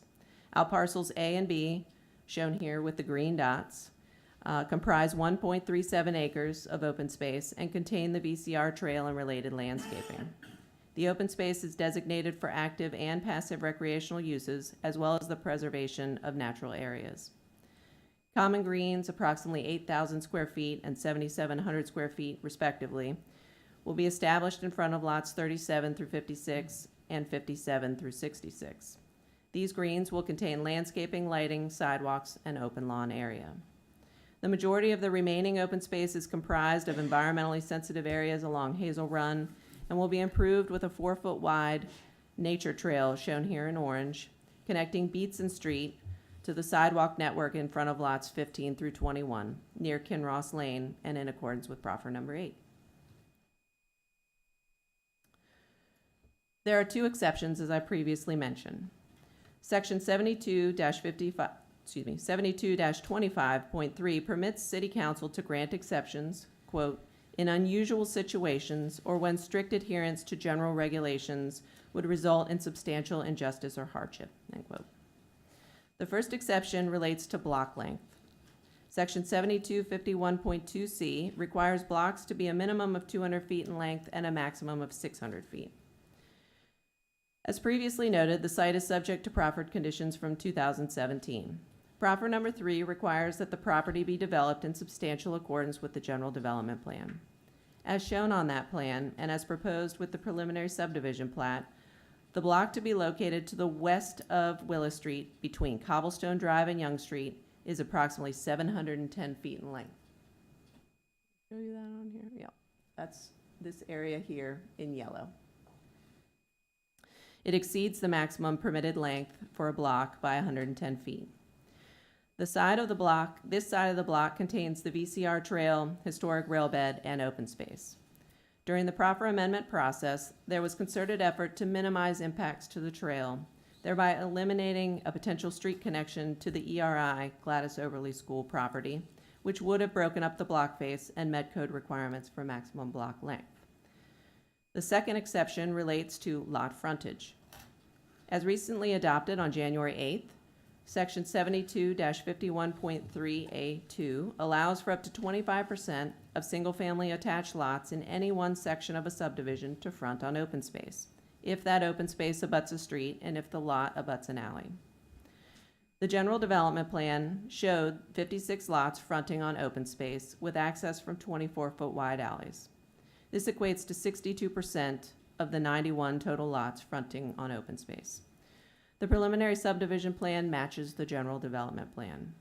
But due to the plan changes in floodplain limits, the project has been broken into 2 phases to ensure that lots are out of the effective 100-year floodplain at time of final subdivision plat recordation. What that means is that 36 lots, or 86% of Phase 1, shown here in red, are proposed to front on open space, these common greens. 26 lots, or 46% of Phase 2, shown here in blue, are proposed to front on larger open space areas containing the VCR trail and Hazel Run. Each of the open space areas abut streets, and each of the lots abut alleys, as the code requires. The need to obtain approval for each of these exceptions as part of this process was identified by staff during the proffer amendment process and considered at that time to some extent. The Planning Commission heard this application at their meeting in February and voted 4-0 with 3 absent members to recommend approval to City Council. Staff also recommends approval of the resolution in your package that would include approval of the preliminary subdivision plat and the 2 exceptions. I'm happy to answer any questions you may have. Thank you, Madam Mayor. Ms. Sherman, with what you just had up there on the screen, can you explain what sort of safety precautions there will be for the cyclists as they're crossing over? I believe it was Young Street. Can you explain what sort of safety precautions there'll be for those cyclists on the VCR trail as they cross over this new intersection? Yes, I'd be happy to. Thank you. I actually spoke with Public Works about that to make sure I would tell you the right answer. Okay. And as is standard with any trail crossing, there will be stop signs on the trail at its location where it intersects with Young Street. Additionally, the city will require truncated domes, which are kind of like the pebbled surface to indicate you're going into a new area. Be alert, be aware. And then we will work with the site plan to make sure that those things are on the site plan and potentially add a stop bar and stop sign on Young Street as you enter the project, again, to just make it as safe as possible. Great. Thank you very much.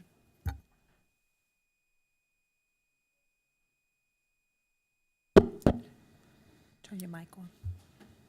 I'm sorry, I turned my mic off because I was sneezing.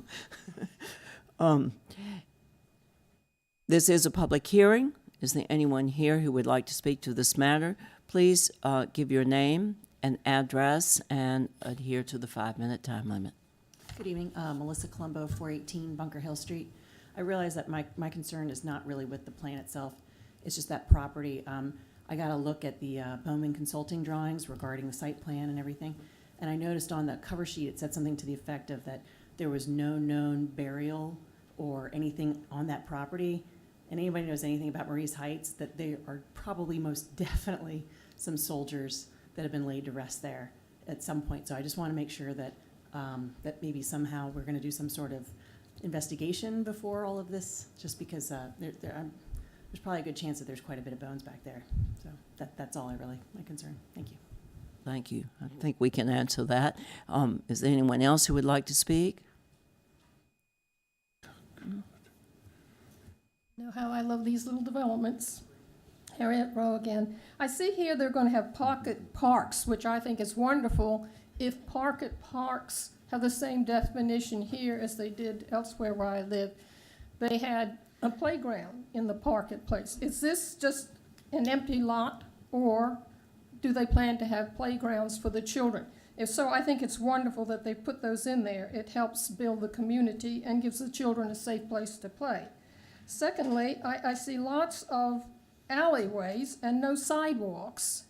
And I know sidewalks are expensive, but for areas where it's too expensive to encourage the developer to build sidewalks, they're building them out of asphalt or some type of asphalt, including the drain and the raised part. So if that's something that can be considered in some of these developments that are being put in. I see children with no place to play except the green, but if they want to run over to their neighbors, they've got to run on an alleyway, which is where traffic. This is an issue I brought up before in another development. I am concerned about the children's safety. And I see the nature trail. It looks like it ends in the front of somebody's house, and I don't quite understand that. But I wondered, why can't the nature trail be connected to, or at least close enough to the VCR trail? Is it VCR, Virginia? Virginia Central Railroad. Thank you, Central Railway. So that it forms a loop for the homeowner. I realize the developer would have to put signage probably to say that it's not a public trailway. Just some issues that I spotted, but the one that concerns me most is no place for the children to walk. Thank you, Mrs. Rose. I neglected our usual procedure. I normally call on the applicant to speak. Mr. Braun, I'll give you your choice. You want to wait and hear what the questions are and speak last? Absolutely, thank you. Okay, thank you. Mm-hmm. Good evening, members of council, Madam Mayor. Brooke Farquhar, 214 William Street. Regarding Melissa's question earlier, it is a known fact that there are Union soldiers buried there, known 5 in quantity at present. And my curiosity is how extensive or otherwise the archaeological work would be going into the site plan. It is my understanding also that there's federal funding set aside for disinterment and reinterment, and it would be more than a curiosity whether or not those soldiers would then be moved up to the top of the hill or where they might go. Thank you. Thank you. Is there anyone else who would like to speak?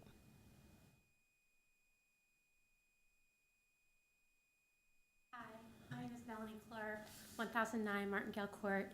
And I was just here for the next piece about the schooling, and I was just looking at 91 single-family homes and just wondering where those children are going to go to school and where we will put them. So that's the only thing that I'm curious about with this plan that I didn't know about.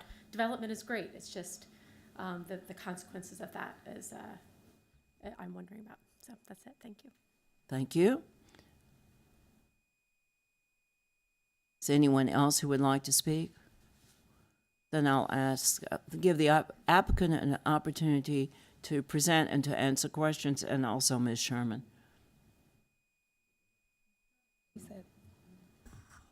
Thank you, Mayor, members of the City Council. I'm Carl Braun, the developer of the property of Highlander Park. This has been a very long project to get to this point. We've been through some very extensive things and appreciate your willingness to work with us as we've gone through a number of different iterations on this. To address some of the things with regards to the bike safety, because there's a roundabout, coming into that roundabout, there'll actually be yield signs, which will slow people down. Roundabouts are actually much more, the slow traffic will down a lot more than actually an intersection with people actually racing in. So I think that will help, plus the requirements the city will have with regards to putting signs and everything else.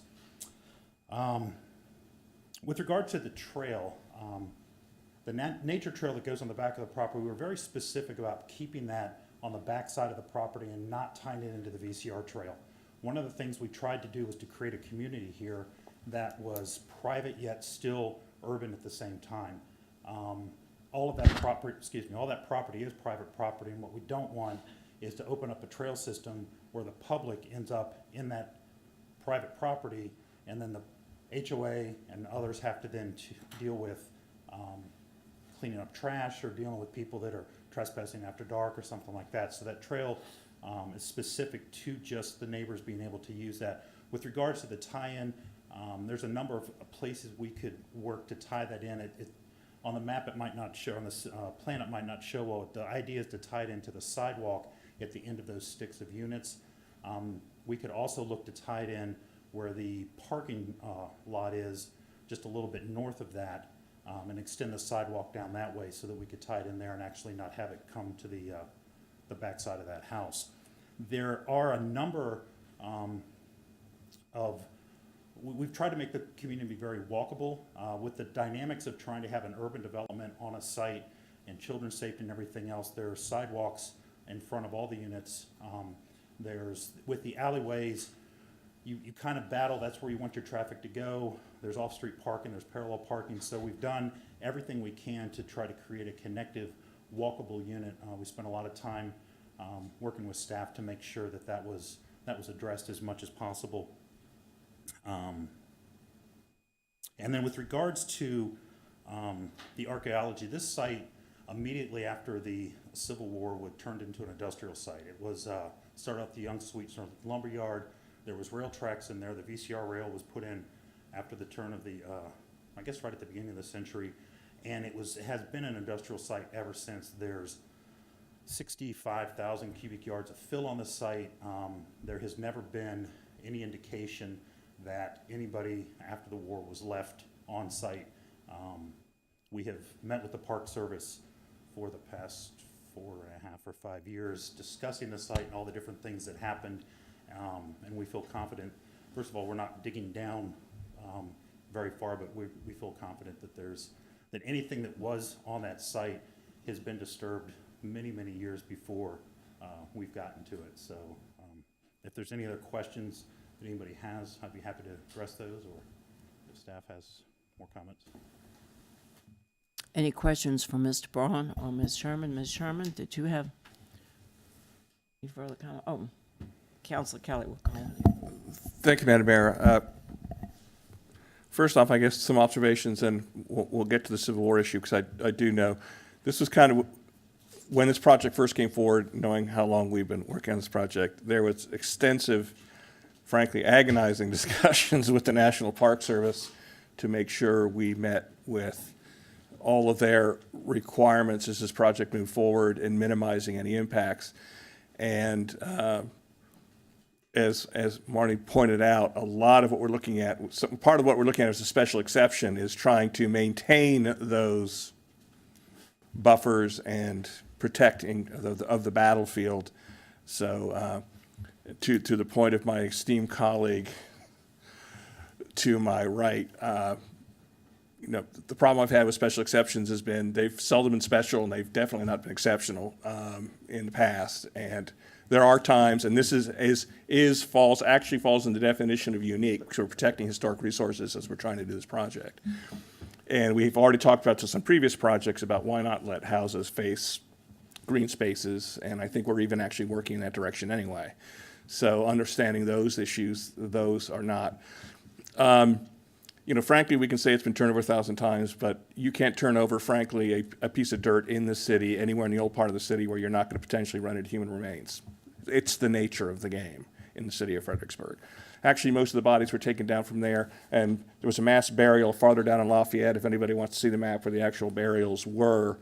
And then, of course, we're talking both about, in your case, more important is the second battle of Fredericksburg, which most people aren't aware of in May of 63 as opposed to the first battle, because the assault kind of came in through you and up towards the, thus all the efforts to protect that area, thus we're allowing the larger block to make sure we don't cut into that area.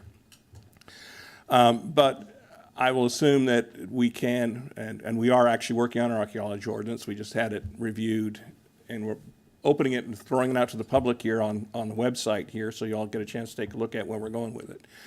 But I would assume you would, if something happened or you bumped into something, that there will be a, there's actual federal, state, and every other laws when you hit certain things. Right, and frankly, if there's specific, I'm not aware of it, but if there's specific information and we're saying there are specifically so many individuals that we know are on that site, then I'm assuming we have some general idea, because again, then I think we need to make that information available so that we can be careful in what we're looking at moving forward, because I think it's all important. Because again, I don't think there's a project or infill development we're going to do downtown that is not going to potentially run into those kind of assets. Thus, the archaeology ordinance is coming forward. But in this case also, you're not going down really deep. How far down do you think you're going? Other than the water and other than the water, and we're mostly fill, really. We're probably going to go down just to take the topsoil off. The rest of it's fill. So. Okay. All right. But I think we should be able to address, and if somebody does have specific information about specific locations, then I think you need to make everybody aware of those. But other than that, again, it's by right within the project itself, and the changes we're making, the special exceptions we're granted are primarily to maintain the issues that we brought forward that we want to protected with regards to wetlands areas, with regards to historic resources, and we kind of pushed into it, and we don't want to see people cutting up into that very, very, very sensitive area near the railroad area where the attack actually went through. And I appreciate you doing that, and I think we should return the favor by granting the special exceptions. Thank you. Any other questions for Mr. Braun or Ms. Sherman? All right, thank you, Mr. Braun. Thank you.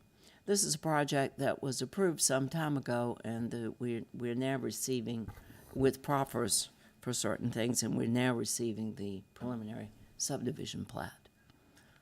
All right. Council Kelly? I need to close the public hearing. Thank you, Madam Clerk. This is the gal that keeps us straight. The public hearing is now closed. Council Kelly? I would be remiss, seeing it as one of the topics of the day, is the question that deserves an answer with regards to the number of children and the children issue. It is a discussion we can have. Zoning in Virginia is a very interesting thing. We are a very, very strong property rights state, and this is a by right use. I'm not trying to demean or put aside the question, but it's going to be an ongoing question for us to deal with, and obviously we are going to continue to have those discussions as we move forward with the whole issue of expansion or new or whatever. And I look forward to everybody's participation in that. I would just ask as we move it forward that we approach the discussion in a way, a lot of times in the past, and we've had these conversations, I get it, just stop building. You know, you don't have enough room, you don't have the space, and that's the end of the discussion. And I think we need to be able to understand that there are certain things we can and cannot do as local government that we're not allowed to say, no, you can't do this, and no, you can't do that. And that's going to be part of this discussion, part of the dynamic, which we have to continue to discuss as we move forward in our discussions on the schools. And I would also point out that when we start talking about this, and we will talk about it more, but I know it's a hot topic, so I want to make sure we at least touch on it tonight. We have a tendency to say, you know, if it's apartments, it's going to have so many kids, this. when we talk about development, a lot of it depends on where is it located, what amenities. We talk about, well, we want more playground equipment here. Well, there are certain projects we've approved that frankly, we're really zeroing in a certain market, which is young millennials who want to go up 95 all the time. So we're not really looking to put in a lot of those type of amenities. Development that is close to commercial development. Families do not want to raise their families next to a highway right in the commercial zone. So when we talk about development and how it works and what the impacts are, that is a little bit more of an in-depth study and discussion, and I look forward to having it with everybody as we move forward on these conversations. But with that, I will go ahead and move approving the preliminary subdivision plat for Highland Park and Hazel Run, approximately 12.4 acres of single-family attached development with associated common areas and infrastructure improvements. Second. We have a motion, we have a second. Councilor Duffy? I just want to build on Mr. Kelly's comments a bit. Thank you, Mayor. I appreciate also the issue of school children and where they're going to end up. And so I know a little bit about what that means for schools.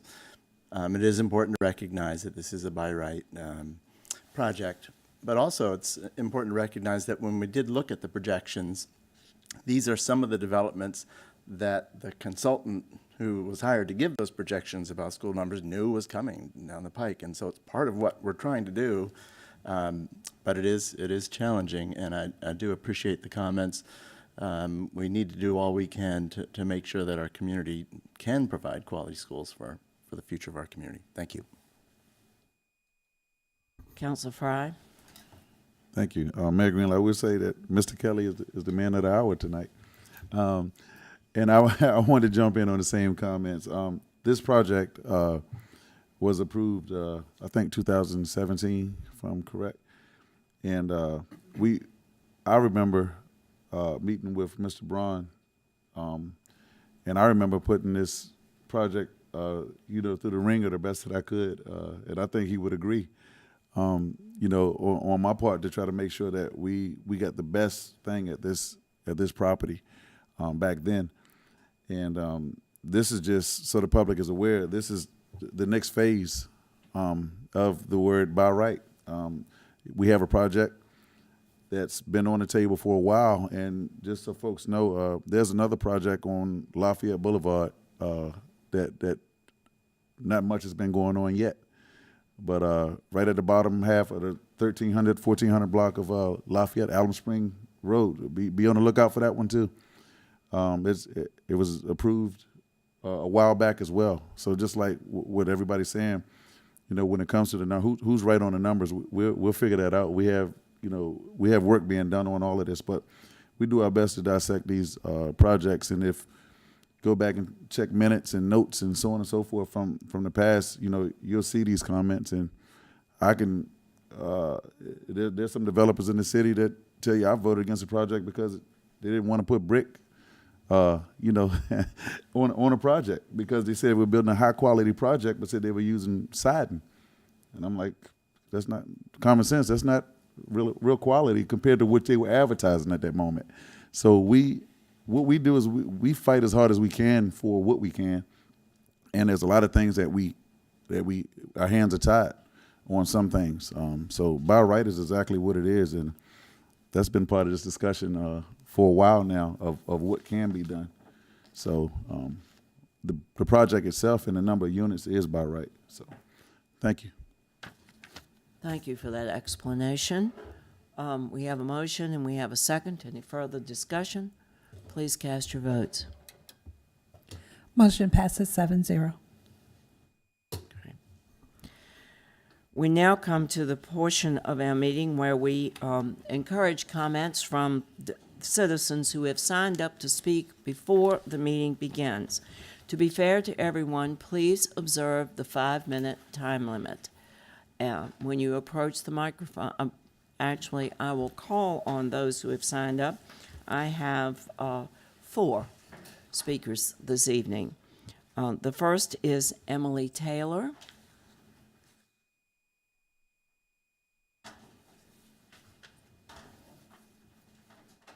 Like me to state my address as well? please. Thank Okay. you. I'm Emily Taylor. I live at 437 Hanson Avenue. Good evening, Mayor Greenlaw, Vice Mayor Withers, and City Council members. I appreciate the opportunity to speak to you all tonight. I'm a resident of Ward 2, a voter, and a mother of 2 children, one who attends Hugh Mercer Elementary School and the other at Lafayette Upper Elementary School. I am also a 3rd grade teacher there. I'm here tonight to share my thoughts about the school board's plan to build an addition onto Lafayette and move 2nd graders there from Hugh Mercer. Although I am a concerned parent, I'm here to speak tonight as a concerned teacher. When I first started to work at Fredericksburg City Public Schools, I immediately noticed the collaborative and positive relationship the City Council has with the school board.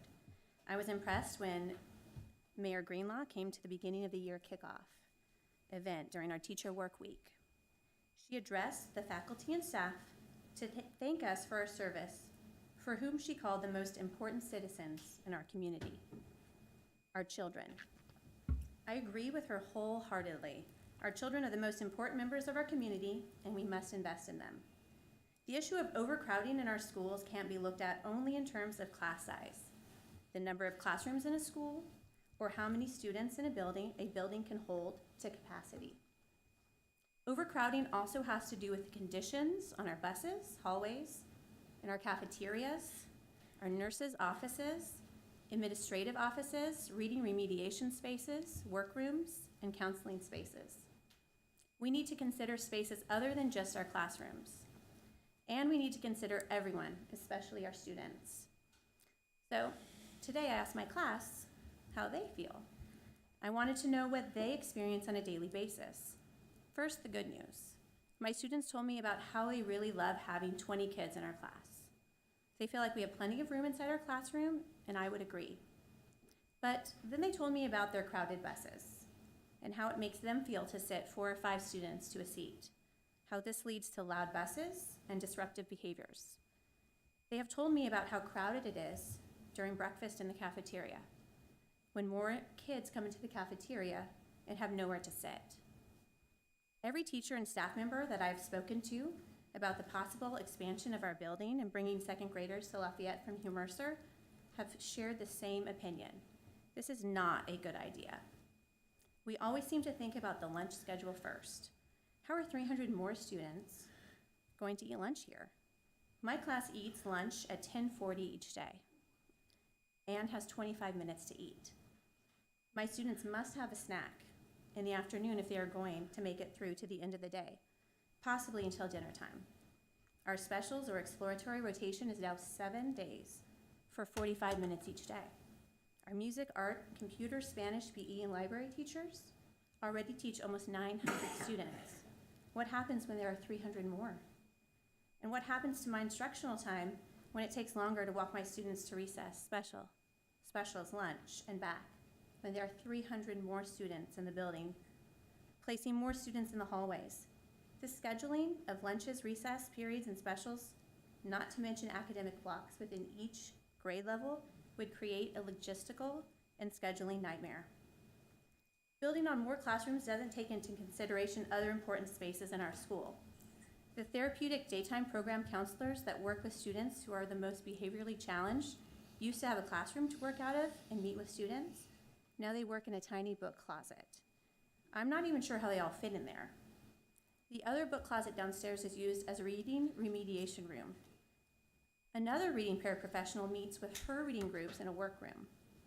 Our nurse expressed concerns to me about how to provide for an influx of students when she already doesn't have time to take a lunch break. She is that busy. In order to provide more reading teachers, counselors, and nurses for more students, we would need space for them as well. 30 This addition seconds. does not plan for them. Teachers know building an addition onto Lafayette is not the best solution, as do the counselors and other workers in our school. The growing number of students enrolling in our schools is creating an opportunity to put our children first, to ask ourselves what is best for our students. The city's plan to build an addition to Lafayette is not a good idea. School board and the city need to work together to find a better solution and fund a new school. Thank you for your time. Thank you, Ms. Taylor. James Tankersley? Madam Mayor, council members, thank you. My name is James Tankersley. I live at 804 Charlotte Street in Ward 2. I should add that I am not related to Marjorie Tankersley, the principal at Hugh Mercer. I've been a resident of Fredericksburg since 1992. My oldest child graduated from JM in 2005. I now have a first grader at Hugh Mercer and another child that will enter the schools in 2 years. I have a long history with the city schools, and I have a long future ahead of us, and I have grave concerns about what my youngest two are going to face in the schools. Even if we parents do not pack every single city council and school board meeting, we are watching and we are aware of your actions or inactions. We're not going away, and I can assure you this issue will not pass. Parents and non-parents alike throughout Fredericksburg are learning, meeting, talking, mobilizing, and acting. We citizens entrust the city leaders with ensuring the future of our wonderful city. As the quality of our schools declines, so does our city. Our schools, water treatment facility, roads, firehouses, and public safety become higher priorities as our city grows. I believe that there should have been adequate financial planning in place for the obvious and known needs of a rapidly growing community. I believe our city leaders, past and present, have been irresponsible stewards by keeping our tax rates absurdly low in an effort to be more business or development friendly. I also believe as parents, many of us may have been inattentive to the needs of our schools, assuming that everything was fine because there are powers that are larger and smarter than us to ensure that our resources are allocated responsibly. Many citizens with and without school children have expressed a willingness to finance the city's future through tax increases. I fully support this. Developers and large property owners may not, but I think this is a small price to pay for doing business in the city. According to a study published by the Virginia Department of Taxation, using 2016 property values, the estimated taxable real estate in Fredericksburg was $4.2 billion. At a tax rate of 80 cents, real estate tax revenue was roughly $33.2 million. An increase of only 10 cents would result in additional revenue of over $4.2 million based on those 2016 property values. What would the impact be on an individual homeowner? Using $300,000 as an average property value, a tax increase of 10 cents would mean $300 additional annual tax, or $25 per month. This is a bargain. While I may wholeheartedly support a tax increase, some of our elderly and lower income neighbors may not be able to absorb one. It would be simple enough, in my opinion, to expand on the current tax waiver program by raising the waiver amount. The estimate given in the Mosley study for a new school is roughly $32 million. The estimate for the 3 expansions over the next 12 years is roughly $40 million for 618 additional students. That means $63,000 per desk. And at that point, we would still need to build another school in the following decade. A new school accommodating 800 students would cost $40,000 per student. And that said, I would propose building a new school to accommodate 3 grades instead of 2. This might cost more, but it will ensure that our facilities are adequate moving forward for our students. If a new school accommodating 1,200 students might cost even $48 million, slightly more than the $40 million as proposed, we would be looking at $40,000 per student for that school. I feel we are at a critical point for Fredericksburg, and especially for our schools. Our city is now having to choose between buying insulin or buying food. The time to act is now. The time to make sacrifices is now. We as citizens and you as leaders of our city 30 seconds. Cannot continue to kick the can down the road. Tough actions need to be taken in the knowledge that not everyone will be satisfied. This is how leaders lead. Thank you for your valuable time. Thank you, Mr. Tankersley. Miss Marilyn Brown, I don't believe she's here. I don't see her. All right. And Ms. Harriet Rowe.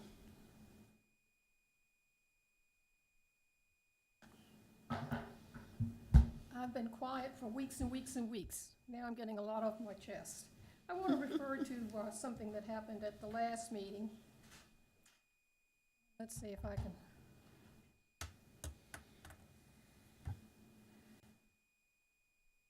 can scroll up. I'm referring to a set of minutes. That's what got me started. And in the minutes, Mr. Pate said he would prefer a citywide zoning ordinance change that would limit the size of residents to make them more compatible with their neighboring properties. Mr. Craig commented that can be addressed. My comment is that it should be addressed, and it needs to be addressed. Monster homes became a heated topic of conversation about 7 or 8 years ago, maybe more. I wasn't living here at that time, but I heard about it. And I feel that it should have been addressed by now, but I see it continuing. There's one in Mr. Pate's neighborhood, and I use his house as reference because I really don't know the streets names there, and I should have written them down, but you all are familiar with the area. And it was, I think, on a street behind his house that was an oversized house.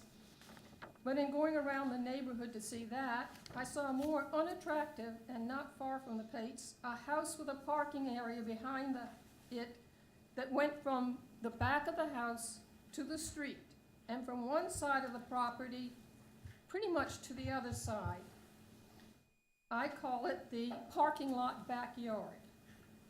And on each side of the parking lot, you will see two smaller than normal houses, cottages.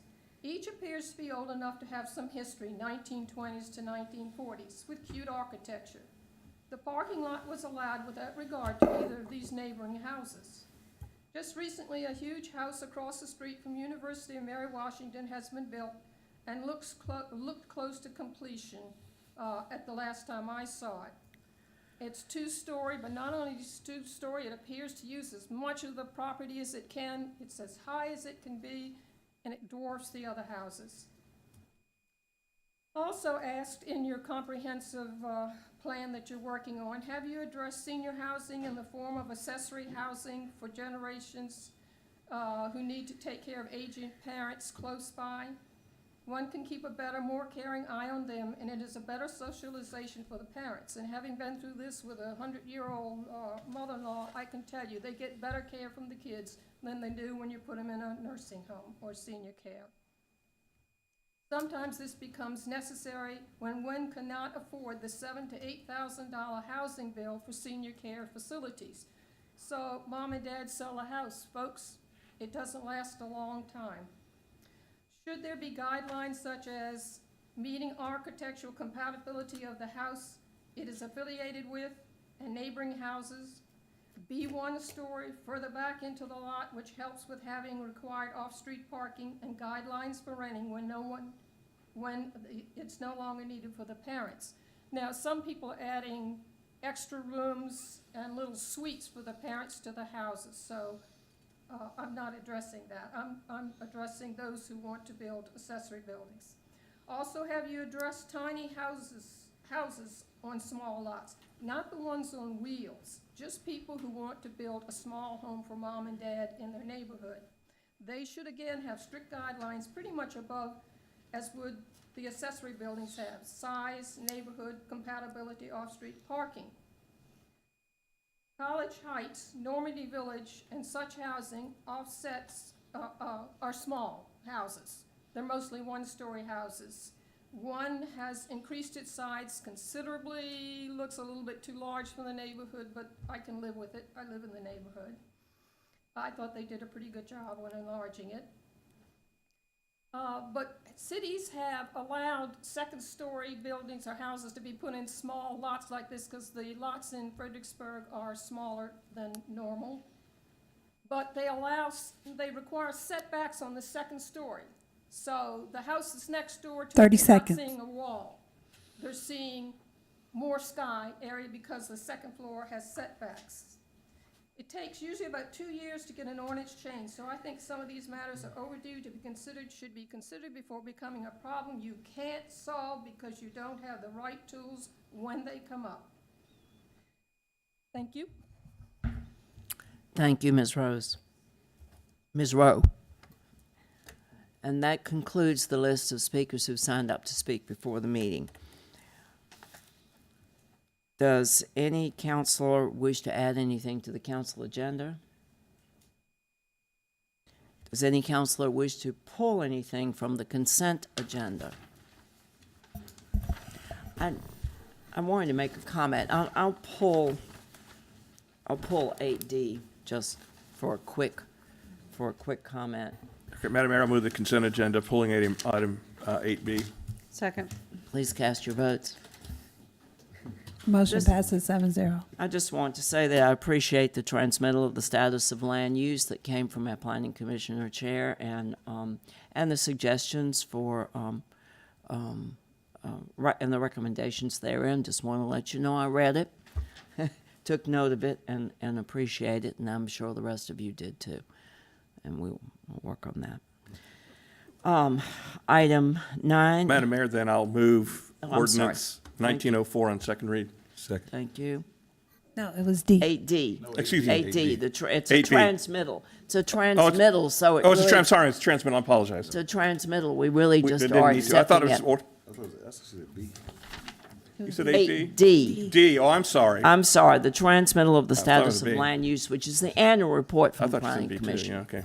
All My right, apologies. and that's just a transmittal, so we're accepting it. Okay? Thank you very much. We have minutes before us, the public hearing of February 12th and the regular session of February 12th. Are there any additions or corrections to the minutes? Madam Mayor, move approval of the minutes as submitted. Second. Please cast your votes. Motion passes 7-0. All righty. We have our quarterly financial report for October to December of 2018.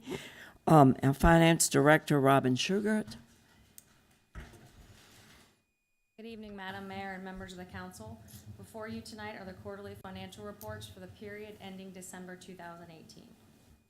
Overall, general fund revenues and expenditures are in favorable positions. On the revenue side, a few of the largest sources highlighted include real estate taxes, sales tax, and meals tax. All of these sources have shown increases in comparison to the same period in fiscal year 18. Real estate taxes at 3.68%, sales tax at 3.55%, and meals tax at 2.59%. There are a few revenue sources that are showing a decrease from the same period from last year, and this is mainly due to timing of the receipt of those revenues, and this is not a concern for overall year-end results at this time. On the expenditure side, expenditures are at $45.7 million for the first half of fiscal year 2019, of which $27.1 million is for general operating, $14.4 is the transfer to the schools, and $4.1 million is the debt service transfer. The adopted budget does include $525,000 in contingency, and at 12/31, no funds had been approved for use. But I did want to point out in January, there was $84,000 approved by council for some storm-related damage expenditures. I'll be happy to answer any questions if you have any. Any questions? Thank you. Thank you so much. Item 10B, I will call upon our senior planner, Mr. Craig. Thank you, Madam Mayor.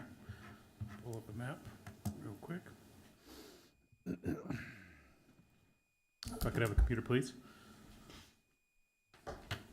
The issue before the City Council this evening is whether or not to initiate a rezoning of 28 acres from commercial shopping center to commercial highway. The 28 acres is comprised of the Greenbrier Shopping Center, the Westwood Shopping Center, and the shops at Westwood, and those are shown on your screen here in cyan. The rezoning is proposed as part of the implementation of the Area 3 Small Area Plan. The Area 3 Small Area Plan centered on the Route 3 corridor and anticipated the evolution of the automobile-oriented developments there into mixed-use nodes with walkable urban fabric. On January 22nd, the City Council adopted modifications to the CH zoning district, which focused on how a shopping center site would be modified when residential uses were introduced, but did not change how commercial properties developed or redeveloped. If initiated tonight, then this rezoning will proceed to the Planning Commission for a public hearing at its March 13th meeting, and unless otherwise deferred, the zoning map amendment will then go back to the City Council on April 10th for a public hearing and potential adoption. And as stated, this is an additional step in the implementation of the Area 3 Small Area Plan. I'm happy to take any questions you all have. Any questions for Mr. Craig? Madam Mayor, I'll move Resolution 19, initiating amendment to the official zoning map to rezone approximately 28 acres of land located on or near Route 3 Plank Road between I-95 US Route 1 from Commercial Shopping Center CSC to Commercial Highway CH as recommended in the small area plans for Area 3. Second. Please cast your votes. Motion passes 7-0. Item 10C is a first read item, an ordinance. I'll call upon Mr. Freeling. Thank you, Madam Mayor. This agenda item involves a proposal to amend the city's technology zone tax incentive program to help facilitate City Council's goal of Fredericksburg becoming an employment epicenter. In 2010, City Council adopted a technology zone incentive program in an effort to attract more investment into priority areas. 5 technology zone areas were created for this program: the Central Park Corporate Center, the Silver Street area of Central Park, the US 1 corridor, the State Route 3 corridor, and downtown. This program has been helpful in advancing Council's goal of becoming an employment epicenter. A handful of companies that offer high-paying, sought-after jobs have cited the program as among the key factors that have led to their decision to locate and expand in Fredericksburg. City Council has full discretion over whether to award technology zone incentives to individual applicants, and if so, at what levels and terms. Companies are evaluated based on number of jobs, amount of capital investment, alignment with strategic goals, average salaries, tax revenue generation, proposed location, and more. We would like to make 3 changes to this ordinance in order to help advance the city's goal of making business attraction the focus of economic development and bringing family-sustaining careers to the city. Number 1, make the entire city of Fredericksburg eligible for the Technology Zone Incentive Program. Number 2, clarify that performance agreements made under this program can run for as long as 10 years, which is allowed by Virginia law. And number 3, remove the specific parameters for incentives made under the program in order to give council more flexibility and also to bring the Technology Zone program in line with the Tourism Zone program. We believe these changes would give the city more flexibility in tailoring each incentive individually.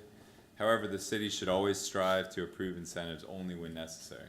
It is worth noting that well below 1% of Fredericksburg's nearly 1,700 businesses currently participate in the incentive program. Incentives are the exception rather than the norm, and that should continue. Business Development Manager Angela Freeman or I are happy to answer any questions you might have. Any questions for Mr. Vreeling? This is a matter that we have looked at and actually wanted to do for some time. It came before us once before some time ago. It has served us well because of the size of the city. Councilor Kelly? Thank you, Madam Mayor. I do appreciate the fact that we're finally getting away from the formulaic incentives program and really take this on a case by case, because I think some of the things we're considering and looking at are going to require some, frankly, in-depth case by case thinking. So I appreciate that. And with that, I'll go ahead and move first read designating the city as a technology zone, repealing parameters under which tax incentives which may be offered and conforming with the authorizing legislation in the Code of Virginia. Second. Councilor Devine? Thank you, Madam Mayor. I just wanted to thank Mr. Freeling and also the EDA for sort of bringing this forward. It really does give business development a little more flexibility. And I again, being 10 square miles, there aren't that many places where, new businesses can even locate. So I just think this gives us, the maximum flexibility. And I agree that being able to tailor any incentives is an important component of this. So I just want to thank, I know EDA met for hours and this was their big priority that came out of it. And I'm happy that we're moving forward on it. Thanks. Thank you. Please cast your votes. Motion passes 7-0. Thank you. I'll call on Mr. Baruti for his update. Thank you, Madam Mayor. Just to remind the public that the small area planning continues. Area Plan 7 will be reviewed on March 5th at 7:30 p.m. Public is, of course, welcome and encouraged to participate. Again, that's March 5th at 7:30 p.m. at the former Planters Bank building located at 1001 Princess Anne Street. So please join us for that continued conversation on Area Plan 7. I'd also like to commend La Petite Berge Restaurant for being recognized as one of Virginia's 15 most romantic places in Virginia. Do appreciate their contributions to downtown as well as other restaurants who make downtown special. Also want to remind the public that we have scheduled a special meeting March 14th. That again will be March 14th, Thursday evening at 7:30 p.m. The International Coalition of Sites of Conscience will be with us to offer final report on the conversations we've been having over the past year regarding African American history. Also want to congratulate the Frederickburg Potomac Nationals for their groundbreaking event. They have a little bit more work to do, but we're very bullish that they will meet their deadline and indeed throw out the first pitch early next year. So obviously we're cheering them on and working to support their plans to build a $35 million stadium in the city of Fredericksburg. Very excited about their forward progress. I also do want to commend the Fire and Rescue Department for recent attention they got in Virginia Town and City magazine. They were commended for their programs on CPR and the AED distribution throughout the city, as well as their Stop the Bleed program. So I do commend them for their good proactive approach to keeping us all safe in the city of Fredericksburg. Lastly, I'll remind the public that it is budget season. I will offer budget recommendation for council's consideration on March 12th. Do encourage the public participation throughout the coming couple months. I will highlight, of course, that there is a public hearing on April 16th, so please participate on April 16th. Or feel free to call me at the city manager's office at 372-1010 throughout the process. I'm always willing to engage the public with answers to questions. That concludes my remarks, Mayor. The calendar is before you. I'll be happy to take any questions if there are any. Any questions for Mr. Baruti? We actually, the agenda shows a closed session, but we were able to accomplish that earlier after the work session, so this meeting is adjourned.